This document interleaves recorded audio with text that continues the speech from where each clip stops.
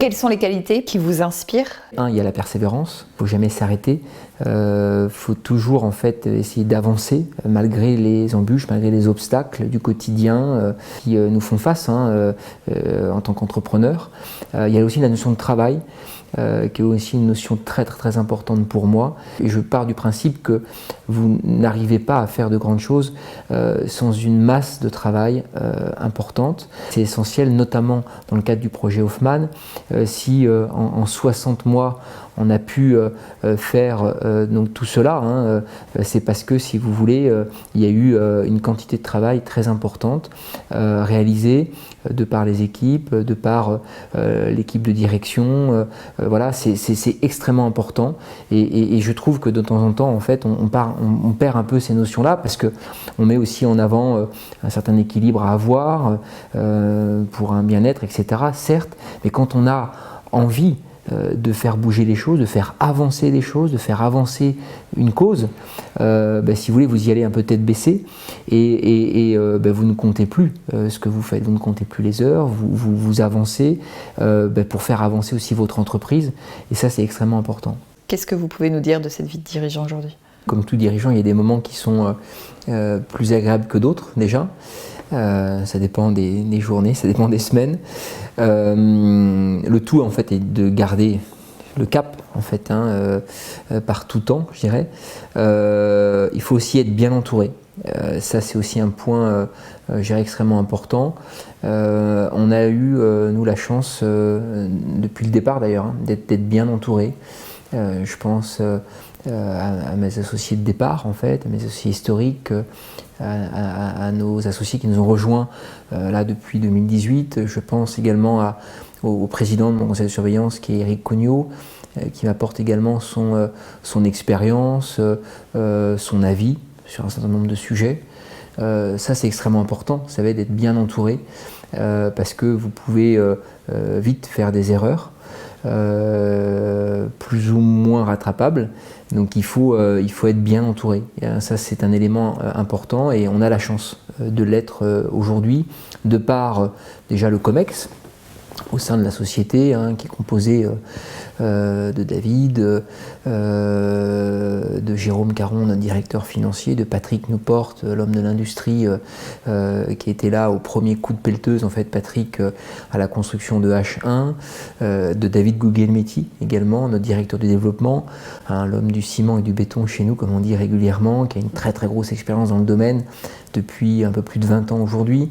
Voilà, les autres membres de notre conseil de surveillance, les membres indépendants, Philippe Duval, de la banque Rothschild, Alessandra Gaudio, de chez Generali, Hervé Monjotin, le président du groupe Socotec. Voilà, tout un tas, si vous voulez, tout un nombre de personnes qui nous entourent, qui nous conseillent, qui nous donnent leur avis.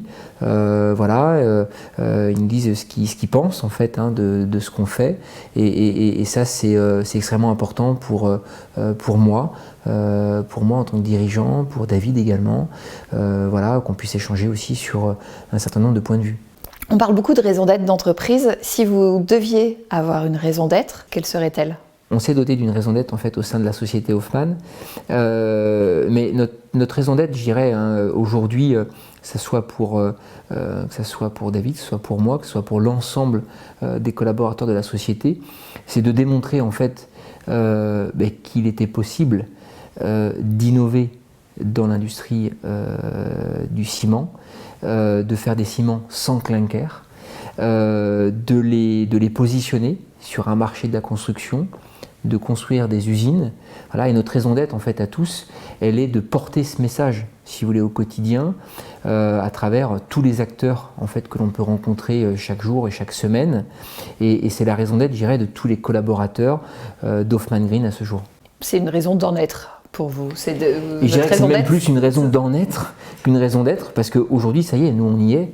Si vous voulez, on n'est pas là à se dire on va faire des projections à 2030 ou 2050. Ça, c'est toujours facile si vous voulez faire des projections à 2030 ou 2050, parce que généralement, les dirigeants qui font ces projections ne seront même plus à la tête des sociétés en fait dans 10, 20 ou 30 ans. Quand nous on fait des projections à plus court terme et surtout on essaye, si vous voulez, de faire la démonstration qu'on est capable de le faire maintenant et rapidement. Qu'est-ce qui a changé chez vous, Julien Blanchard, en 5 ans ? La persévérance et le travail, je pense que ça n'a pas changé, bien au contraire. Bien au contraire. Et j'ai peut-être pris un peu plus de maturité également depuis 5 ans. J'essaye de prendre plus de recul sur les événements. Ça, c'est ce qui m'a aussi, je dirais, un peu forgé depuis 5 ans. L'introduction en bourse a aussi été un excellent exercice pour moi et aussi pour l'équipe, pour présenter la société, pour bien expliquer la stratégie que l'on avait dans les prochaines années. C'est vrai que c'est une expérience exceptionnelle pour un entrepreneur de participer, je dirais, à une introduction en bourse. Depuis 5 ans, il s'est passé beaucoup de choses, mais on a tous aussi grandi et on grandit aussi tous en fonction de l'évolution du projet. Il y a aussi une notion de responsabilité autour de tout ça, parce que vous avez des collaborateurs, des collaboratrices qui sont autour de vous, qui vous font confiance. Est-ce qu'il y a quelque chose qu'est-ce qui vous aide à prendre du recul aujourd'hui ? J'essaye de prendre du recul sur des micro-moments, quand je peux être en voiture, quand je peux être dans le train, quand je peux être éventuellement dans un avion aussi ou autre. C'est dans ces moments-là, si vous voulez, où j'arrive à m'échapper de mon bureau. On est dans mon bureau là, à l'heure actuelle, et c'est vrai que c'est là où je passe le plus clair de mon temps. On a aussi choisi, avec David, de rester sur le site historique de Chaillé. On est à Chaillé sous les Ormeaux. Ici, en fait, on a décidé de conserver en fait nos bureaux ici parce que tout a démarré d'ici, de ce site-là. On a amélioré nos bureaux, on les a agrandis depuis quelque temps. On a nos principaux collaborateurs qui sont ici et ça nous permet en fait d'être dans notre environnement de travail, de garder aussi cette simplicité d'environnement de travail. C'est aussi important, si vous voulez, pour nous de garder nos repères. Et c'est pas parce qu'aujourd'hui on a été introduit en bourse, qu'on est sur Euronext, voilà, et qu'on a changé, si vous voulez, notre mode de fonctionnement. On fait aussi attention à ce que l'on peut faire au quotidien en termes de dépenses, etc. Donc il a fallu, si vous voulez, qu'on garde notre rythme, tout en étant conscient aussi des enjeux qui sont ceux d'Hoffmann aujourd'hui, des messages aussi que l'on porte, des espoirs aussi qu'on peut porter de temps en temps dans ce domaine de la construction. Voilà, c'était important pour nous de garder cet environnement et tous nos repères. Votre plus grande fierté aujourd'hui, c'est quoi ?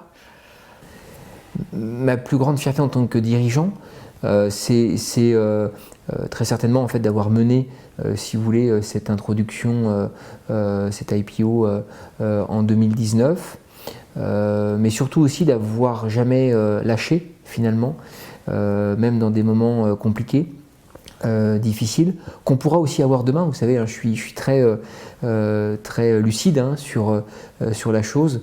On pourra éventuellement avoir aussi demain des moments plus compliqués où il y aura des décisions stratégiques à prendre.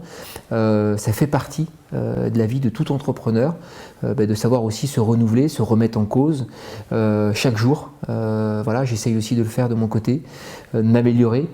De corriger mes défauts comme on peut tous avoir, voilà, pour essayer, si vous voulez, d'être meilleur jour après jour. Voilà, j'ai encore la chance d'être encore assez jeune, je pense. Donc c'est aussi un travail à faire sur soi-même, si vous voulez, pour s'améliorer et aussi améliorer son entreprise de façon directe et indirecte. Si vous deviez définir Hoffmann Green en 3 mots, quels seraient-ils ? Hoffmann Green en 3 mots. Travail.